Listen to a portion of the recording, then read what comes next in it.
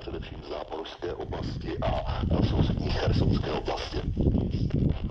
Jak se ve vývoji konfliktu promítnou změny vůle? Zdá se, že člen vlády Denisa Šmihla vystřídá Smirdenková je takový signál na post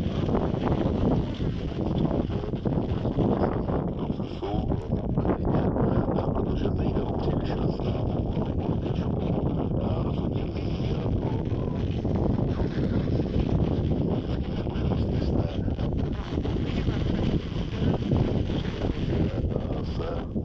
také ministři obrany, současný premiér, odcházející premiér Denis Šmihal bude vést resort